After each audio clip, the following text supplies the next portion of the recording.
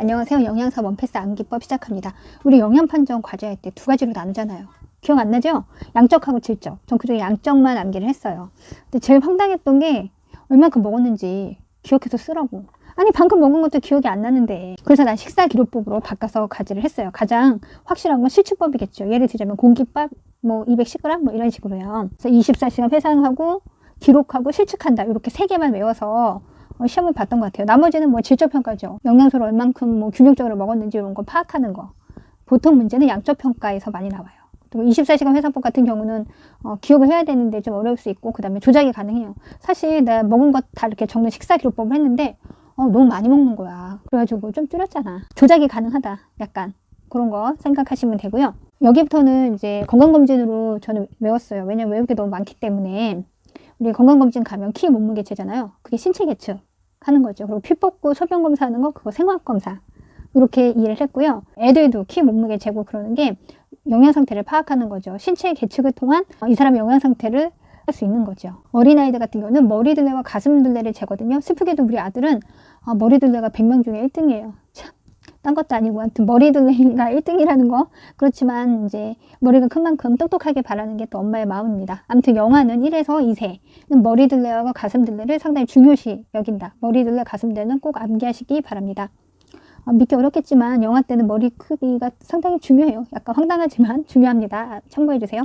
제지방 조직 같은 경우는 제외한 것, 지방을 제외한 조직, 그래서 근육 이렇게 암기를 했고요.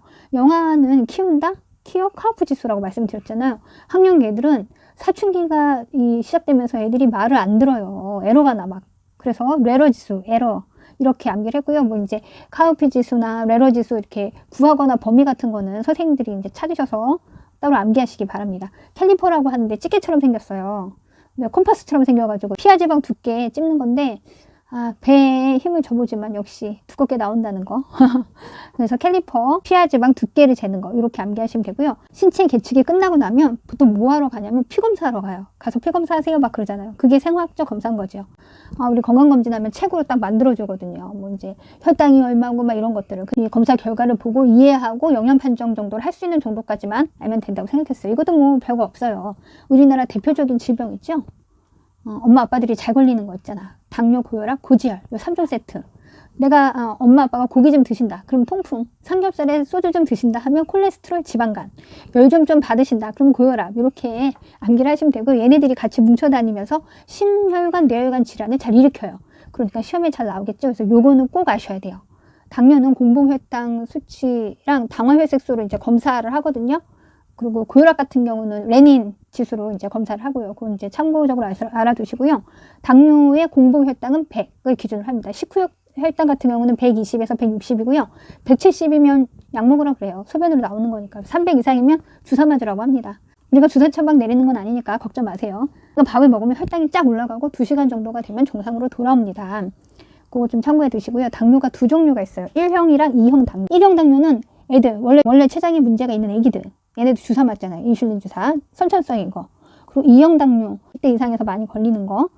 탄수화물에서도 백미를 잘 먹는 우리 아시아 쪽에서 발병되는 2형 당뇨 되겠습니다. 중년기에 많이 걸리시죠. 인슐린 저항성이라고 저번에 말씀을 드렸잖아요. 우리가 음식을 먹고 나면 혈당이 쫙 올라가. 그럼 췌장에서 인슐린을 분비해서 세포 속으로 포도당을 넣어줘. 포도당이 너무 많이 들어오면 인슐린이 감당을 못 하는 거지. 그래서 막 저항하는 거야. 생각해봐. 내가 100만 필요한데 포도당이 200이 들어온 거야. 근데 췌장의 능력은 100분이야. 그럼 나머지 100은 어디로 가겠어?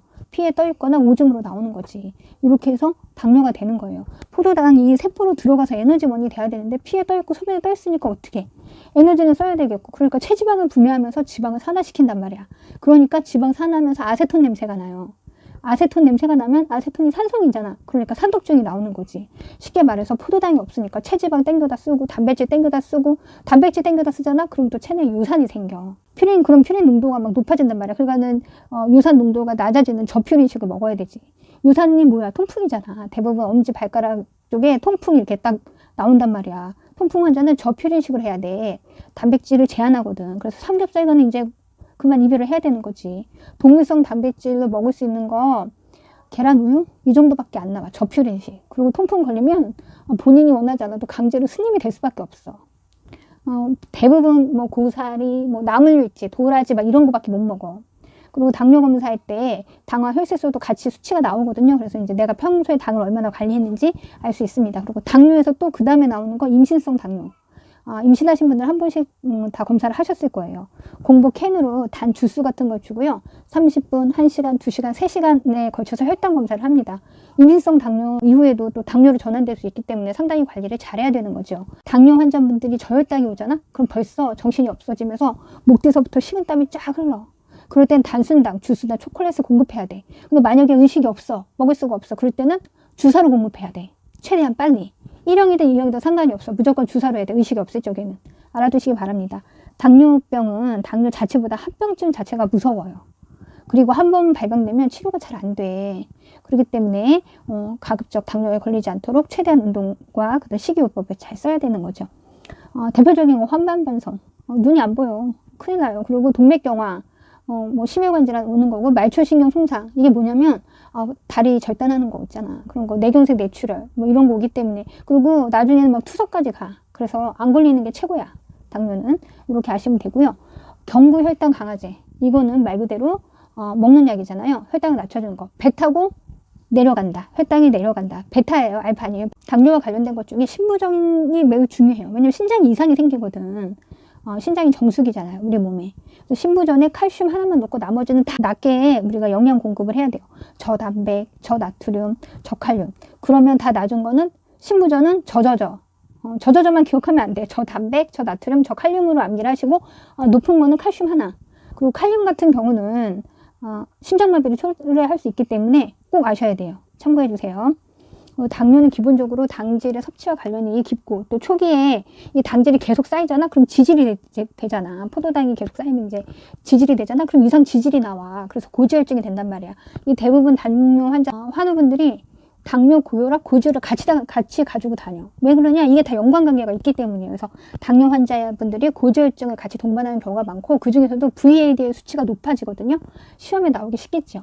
당뇨 환자들은 VAD의 수치가 높아진다. AD도 아니고 베리가 붙었으니까 얼마나 높겠어요. 저는 이렇게 암기를 했고요. 이제 지질이 나왔으니까 이상 지질까지 함께 들어갈게요. 콜레스테롤 기본적으로 200, 중성은 150, ADL은 100, HDL은 60 이상. 당뇨병 환자 지질하면 뭐라 그랬죠 아까? VADL 함께 증가합니다. 꼭 알아두세요. 이상지질 식이요법은 뻔해요. 저당질, 저지질, 저포화지방 식이를 제공하면서 섬유질을 많이 제공한다. 식이섬유 많이 제공한다 이거죠. 생리학에서 했을 때 기름 때는 기름으로 닦는다 그랬잖아요. 그래서 오메가3, 6, 들기름 같은 거 같이 먹으면서 식이 조절을 한다. ADL을 낮춰주고 운동하면 HDL이 높아집니다. 알아두세요. 고혈압 같은 경우는 나트륨, 칼륨 펌프 해가지고 레닌 검사 하잖아요. 그걸로 진단한다. 이거 좀 알아두시고요. 고혈압 환자분은 저염식을 해야 돼요. 왜냐면 음식을 짜게 먹으면 물을 많이 먹잖아. 물을 많이 먹으면 혈류량이 증가하는 거지. 그래서 혈압이 높아지는 거야. 이 기전은 꼭 알아두시기 바랍니다. 그러니까 덜 짜게 먹어서 물을 좀 덜 먹고 뭐 이렇게 하는 거죠. 저염식을 해야 되는 거죠. 이제 제일 중요한 간. 대부분 간 때문이야. 간이 중요합니다. 간 기능 검사는 딱 두 가지 나와요. ALT, AST. 이게 뭐냐면 알라닌 아미노 전이 효소, 아스파탐 아미노 전이 효소 뭐 이렇게 하는데 그냥 ALT, AST. 우리는 이 수치나 이런 것까지는 알 필요가 없고요. 그냥 간 기능 검사하면 ALT, AST가 나온다. 이 정도만 아시면 됩니다. 간이 안 좋아지면 단백질의 합성이 낮아지면서 알부민 농도가 낮아져요. 그래서 알부민 농도가 낮으면 간에 이 건강 기능에 문제가 생겼다. 이렇게 이해를 하시면 되고, 황달이 있다 그러잖아요. 보통 간에 문제 있으신 분들이 황달이 많이 생기거든요. 이 빌리루빈 화이색 색소가 소변 색소, 그 빌리루빈이 이제 이런 눈동자 같은데 얼굴 전반에 이렇게 노란색으로 색깔이 나와요. 그거를 황달이라고 하잖아요. 그래서 간 기능 황달, 빌리루빈도 같이 연관지어서 생각하시면 됩니다. 또 간은 비타민 K를 원료로 해서 혈액 응고제인 프로토핀을 만들어요. 우리가 작은 상처 나면 피딱지딱 생기잖아요. 그게 지혈하는 거죠. 그래서 비타민 K 지혈이야. 근데 이게 반대로 생각하면 혈전도 될 수 있는 거예요. 이게 몸은 이렇게 반대로도 한번 생각을 해봐야 되거든요. 뇌출혈 같은 거 생겼어. 그럼 혈액 응고해야 되잖아. 그럼 비타민 K 막 들어가는 거야. 그래서 지혈시키는 거지. 아스피린 드시는 그런 환자분, 뇌경색 환자분인데 뇌출혈이 생겼다. 막 이렇게 되면 막 두 가지 약 동시에 쓰고 막 이러거든요. 좀 알아두실 필요가 있습니다. 우리가 뭐 의사나 간호사는 아니니까 식사로 이거를 이제 돕는다라고 생각하시면 돼요. 간 질환의 대표적인 거 고고고입니다. 아까 젖어져 있었잖아. 그거 말고 이제 고고고. 간질환은 고열량, 고단백, 고비타민. 보통 간질환식이 나오면서 고고고 문제가 많이 나오거든요. 고열량, 고단백, 고비타민. 간질환은 무조건 고고고입니다. 저저저 아까 그 뭐였지? 신부전이야. 혹시 기억 안 나는 건 아니겠지? 저저저만 하면서 기억 못하면 안 돼. 알겠지? 모든 영양소의 공급이 간으로 이루어지기 때문에 다 고고고가 되는 거예요. 고단백, 고열량, 고비타민 이렇게 암기하시면 쉽게 문제를 풀 수 있습니다. 간암이나 간경변 이런 거는 이제 복수가 잘 차. 이제 좀 심해지면 그럴 때 이제 염분을 제한해야 되는 거죠. 여기서 문제 간 검사의 대표적인 지표가 뭐냐? ALT, AST. 요거 꼭 알아두시기 바랍니다. 간 아픈 게 대표적으로 이제 세트들이 나와. 이 간 아픈 애들이 뭐가 나오냐? 간경변. 간이 굳는 거, 지방간, 간에 지방 끼는 거, 간송운수. 얘 같은 경우는 이제 문제가 많이 생기는 거죠, 간에. 간 경변은 간이 딱딱해지는 거야. 우리가 영양 쪽에서 양질의 단백질을 제공해야 되는데 시험에는 축사아미노산을 뭐 제공한다 이렇게 나와. 그러니까 간 경변이 나오면 축사아미노산, 루신, 이소루신, 발린. 이렇게. 모세혈관을 통해서 문맥에서 간으로 올라가잖아요. 그렇죠? 근데 간이 딱딱해져 봐. 그러면 압력이 높아지겠지? 그러니까 문맥의 고혈압이 상승해 버리는 거지. 간 경변은 문맥의 고혈압이 상승하는 겁니다. 간이 딱딱해지면 간성운수가 나타나요. 생각해봐요. 요소회로 알죠? 간 기능이 떨어지면 혈중의 암모니아가 높아진단 말이에요. 요소회로가 암모니아니까 결국에. 그러니까 요소회로가 덜 돌게 단백질을 제한하는 거죠. 간 경변은 단백질을 제한합니다. 그 다음에 지방간. 벌써 지방이 많잖아. 간에 중성지방이 많이 쌓이는 거예요. 콜레스테롤 아니고 중성지방이에요. 간에 중성지방이 쌓이는 거죠. 술이나 지나친 지방 그리고 막 지나친 당질의 섭취 뭐 이런 것들에서 간에 지방이 꼈다라고 생각하시면 돼요. 이분들은 뭐 별로 해줄 거 없어요. 그냥 저혈양식 해드리면 돼요. 간은 콜레스테롤을 합성해 담낭으로 보내. 그래서 지방을 유화시켜. 소화 아니고 유화야. 근데 담낭에서 지방을 소화시킨다라고 나와 문제가. 근데 담낭에서 지방을 유화시키는 겁니다. 꼭 참고해 두시고요. 간, 췌장, 담낭이 아프잖아? 그럼 무조건 지방 분해에 문제가 생기면서 지방변이 나오게 돼 있어요. 알아두세요. 담낭의 질환은 담낭염이 있는데 담낭염 환자들은 지방을 제한합니다. 왜냐면 지방을 분해하려면 담낭에서 그 유화하는 게 나와야 되니까 담낭을 짜야 되겠지. 그럼 아프겠잖아요. 그러니까 그렇게 이해하시면 되고요. 음식을 섭취하고 12주장에 도착할 때쯤 되면 그때서부터 갑자기 아프다 그래요. 환자들이. 왜냐? 담낭이 이제 막 짜가지고 유화액을 막 분비를 해야 되니까 그때서부터 막 아프다 그래요. 참고해 주시고요. 담낭은 저지방, 저혈량, 가스가 덜 차는 거 하시고요. 영양은 고단백, 고비타민을 공급해야 됩니다. 담낭 같은 경우는. 췌장도 지방과 연관되어 있어요. 그래서 같이 하나의 통으로 해서 이해를 하시면 쉽게 문제를 풀 수 있습니다. 그 다음에 이제 혈청 알부민 수치가 나와요. 단백질이 충분할 때 알부민 수치가 나오죠. 역으로 단백질이 부족하면 알부민 수치가 낮게 나와요. 그러면 이제 뭐 기아나 영양 불량이나 이런 게 생기는 거죠. 그래서 단백질, 철분의 영양 상태를 알려주는 지표 트랜스페린 꼭 알아두시기 바랍니다. 빈혈은 혈청 페라틴이 되게 중요합니다. 꼭 알아두시고요. MCV 그리고 적혈구의 평균 크기, MCH, H 벌써 헤모글로빈이 들어가잖아. 그리고 MCHC, 그럼 왠지 하나가 더 붙었잖아. 뒤에 C가. 그래서 적혈구 용적에 대한 헤모글로빈의 비율, 요 정도만 아시면 돼요. 정상 수치는 뭐 여성은 12에서 16이고요. 사춘기 여자, 철없는 애들은 철분 권장량이 높다. 그거 알아두시면 됩니다. 이제 위장관, 소화. 영양소의 소화 흡수, 소장에서 이루어지고요. 저는 이거를 영양소 공장은 12지장이야 해서 영양소 공장 12지장으로 암기를 했습니다. 그리고 공장과 12지장에서 흡수합니다. 꼭 알아두세요. 위선에서 뮤신이라는 걸 분비하면서 위 점막을 보호해요. 그래서 뮤신이 분비된다는 거 알아두시기 바랍니다. 위궤양은 위장 점막이 까진 거예요. 그럼 피가 나겠죠? 비타민 12 내인자와 연관져서 생각하시면 됩니다. 12층에 계신 분은 회장님입니다. 그래서 비타민 12는 회장에서 흡수됩니다. 꼭 알아두세요.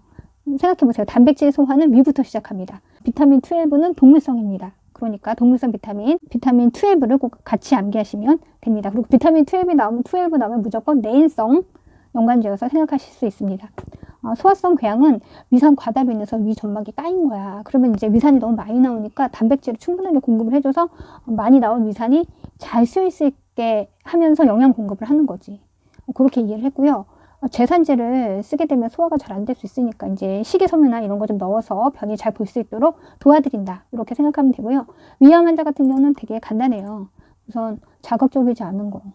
그런 거가 기본이고요. 그러니까 향신이 강하거나 뭐 매운맛이거나 짜거나 뭐 섬유질이 많거나 이런 거 제공하지 않습니다. 이렇게 알아두시면 되고요. 위 다음에 이제 대장으로 넘어갑니다. 대장은 우리 변이랑 관계가 깊어요. 대장에서 물을 적당히 뽑아줘야 바나나 변이 나오는 거예요. 만약에 이제 물을 뽑아주지 못하면 설사가 나오는 거고, 물을 너무 많이 뽑았다. 내가 물을 섭취를 안 해서 대장에 있는 물을 뽑았다. 체내에서. 그러면 이제 변비 걸리는 거죠. 그래서 변비랑 물이랑 상관관계가 또 있는 거예요. 만약 설사를 하면 수분과 전해질을 공급해 주는 거죠. 개실이라고 들어보셨죠? 대장 내시경 하면 한 번씩 뭐 개실이 있네 없네 뭐 이런 거 얘기하잖아요. 개실은 변이 잘 안 나오는 거야. 막 힘을 주는 거야. 그러니까 장내 압력이 높아지면서 대장 속에 볼록하게 주머니가 생긴 거야. 전 이렇게 이해를 했어요. 그러면 어떻게 거기에 계속 변이 껴있으면 뭐 개실염이 되겠지. 그러니까 식이섬유를 제공해서 변이 잘 나올 수 있게 도와준다. 이렇게 이해를 했습니다. 변비는 두 가지 나와요. 근데 이 두 가지를 구분하는 문제가 상당히 잘 나오거든요. 이완성 변비는 벌써 이완이 돼 있잖아. 힘이 없는 거야. 그러니까 대장 근육의 기능이 힘이 없어서 이완돼서 변을 빨리 밀어내지 못하는 거지. 저는 이렇게 이해를 했고요. 그럼 변이 잘 나오도록 섬유질을 넣어주는 거지. 그 경련성 같은 경우는 벌써 경련이 일어난다는 건 마음이 뭔가 심리적으로 불안한 거야. 그러니까 우리 긴장하면 응가가 안 나오잖아. 그러니까 대장 근육에 경련을 일으켜서 변이 안 나와. 그럴 땐 변이 잘 나올 수 있도록 해주고, 섬유질 같은 거 제한해야 돼. 얘는 저잔사식, 잔사가 이렇게 소화하고 남는 게 없는 거, 그런 거. 그래서 섬유질하고 우유까지도 제한한다. 경련성 변비는 섬유질, 우유까지도 제한하는 거. 이거 꼭 알아두세요. 이완이랑 경련성 변비 구분하는 문제 자주 나옵니다. 참고해주세요. 바깥쪽은 피질, 안쪽은 수질인데 결국에 이게 보호막주만 이런 것들이 다 우리 수분이랑 관계가 있는 거잖아요. 그래서 안쪽에 가장 중요한 부분은 수질이다. 이렇게 그냥 암기를 했어요.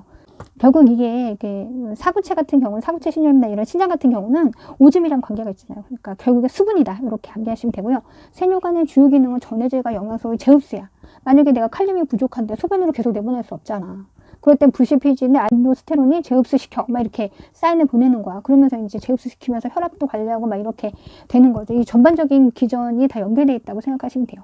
사구체, 체가 이제 뭔가를 걸러낼 때 체라고 하잖아요.